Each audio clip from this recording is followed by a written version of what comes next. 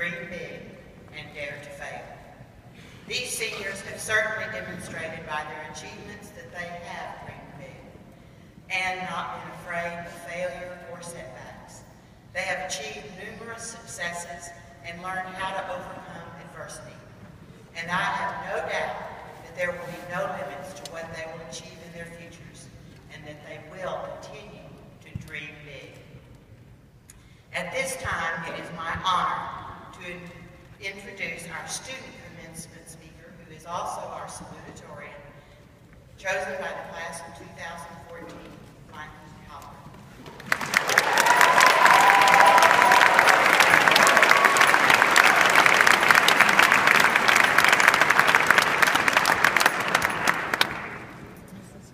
Good afternoon, everyone, and thank you for joining us to celebrate our graduation. Distinguished dear faculty, parents, guests, and my fellow members of the class of 2014. I would first like to begin by expressing just what a huge, huge privilege this is for you, because by now, I've actually started getting used to the stage. 5 theater performances this year, the Shelton administration recruiting me to talk at various Shelton events, and this may be unorthodox.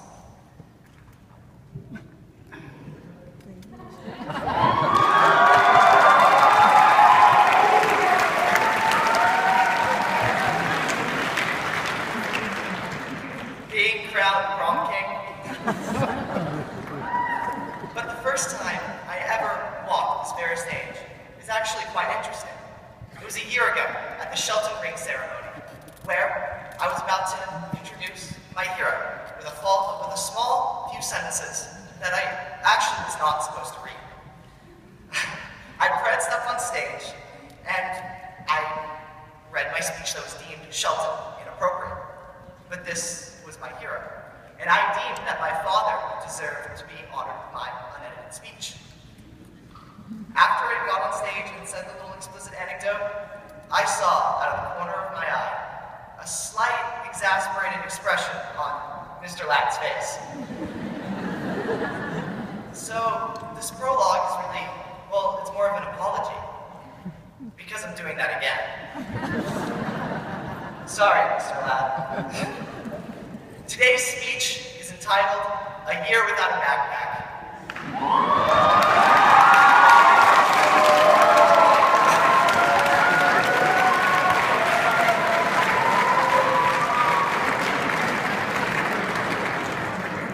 Before I get into the meat of this speech, I would like to do some explaining. This is obviously not going to be the hoity-toity generic motivational speech, talking about how I'm standing in front of the future doctors and lawyers of our generation.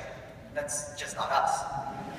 I mean, you all are great at pertaining to high school from the bottom of my ego, which is much larger than my heart. Class of 2014, congratulations on a job done. But we did it, and Miss Neese, we did our part, and that's awesome. So, without further ado, I give you a year without a backpack. I remember reminiscing adults saying that high school would be the greatest 4 years of our lives. If filing papers and attempting to turn in copied math homework on time is the greatest 4 years of our lives, we have failed as a generation. We are about to go to college. We can easily have an even greater 4 years. Or, if you don't mind flunking out, you can have like the best 1 year ever. But if you don't choose the latter, and actually take college seriously, graduate with honors with something like a BA in business, and then get a BA high-paying job, the next 50 years could be the best. And what if your goal requires something other than a business degree? Well, who says there aren't a vast number of rewarding careers out there? It just may take more time than you think. Let's say you want to be a doctor. That's 8 years. Architecture, 6 years. Teaching, again, 6 years. Many technical fields say you only need 4 years, but grad school is almost a necessity if you want to make it a career. And if you want to be a lawyer, that's 6 years plus the bar exam. All of that is a substantial amount of work. And you may think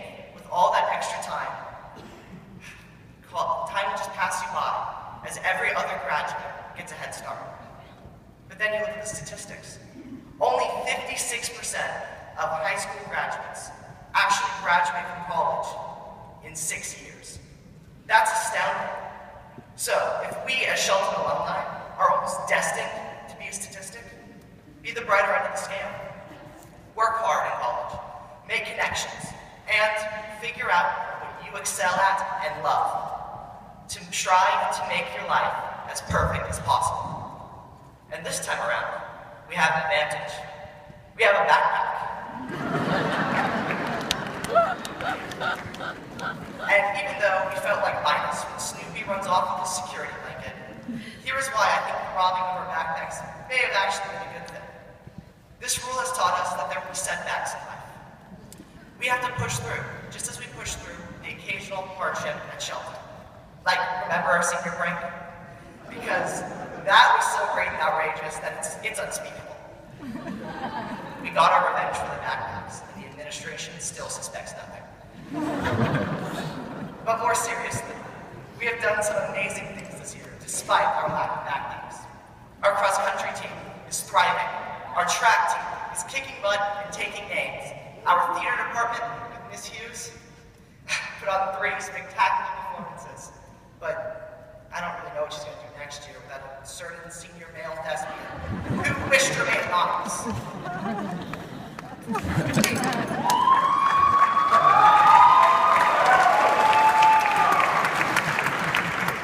And who could forget our film department with Mr. Samuelson, who is producing little mini film directors faster than the needle multiplies.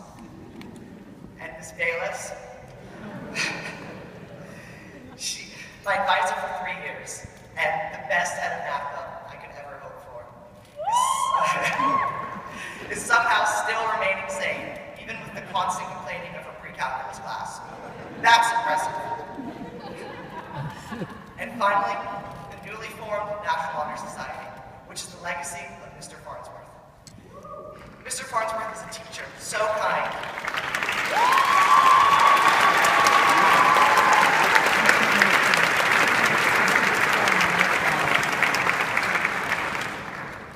Mr. Farnsworth is a teacher, so kind and so caring that he has actually been able to break the boundary of teacher and cross into the zone of friend and mentor.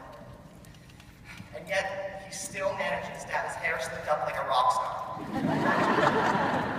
He's a true inspiration. But just remember, when we are in college, or just in life in general, if things get tough, and they will get tough, we will finally be blessed with the return of our backpacks to keep us safe